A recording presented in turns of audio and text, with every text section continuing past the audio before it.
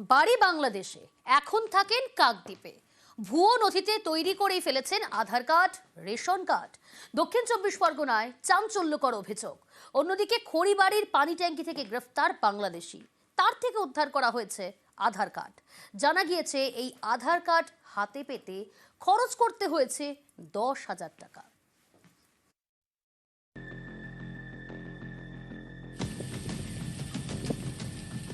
কেউ বাংলাদেশ থেকে এসেছেন 2 বছর আগে, কেউ 7 বছর আগে। এখন ঠিকানা দক্ষিণ চব্বিশ পরগনার কাকদ্বীপ। তৈরি করে ফেলেছেন বাড়ি। এখানেই শেষ নয়, অভিযোগ ভুয়ো নথিতে তৈরি করে ফেলেছেন আধার কার্ড এবং রেশন কার্ড। হাতে পেয়ে গিয়েছেন ভারতের পরিচয়পত্র। সে কথা স্বীকারও করে নিয়েছেন এক মহিলা।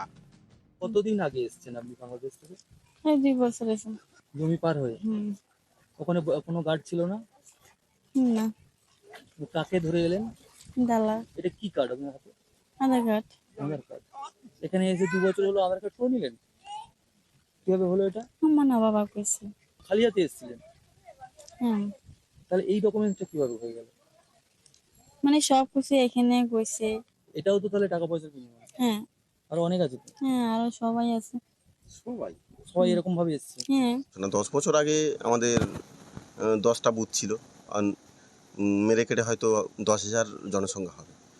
এখন জনসংখ্যা হয়ে গেছে 20,000, মানে ভোটার 20 থেকে 22,000 হয়ে গেছে এই 10 বছরের মধ্যে। পুরো বাংলাদেশি ভোটার। 2 বছর কি 2 মাস এসে গেছে, আধার কার্ড হয়ে গেছে। দালালরা সব ফিট করে রাখতেছে। প্রথমে আধার করে নিচ্ছে, তারপর রেশন কার্ড করে নিচ্ছে, তারপরে ভোটার কার্ড করে নিচ্ছে।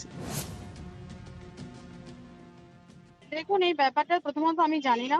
যদি এরকম কোনো ব্যাপার হয়ে থাকে তাহলে আমি আমার প্রশাসনের সাথে এবং ওদের সাথে কথা বলে আমি এর ব্যবস্থা নিতে বলবো। আমার তো এই ব্যাপারটা জানাই নেই না।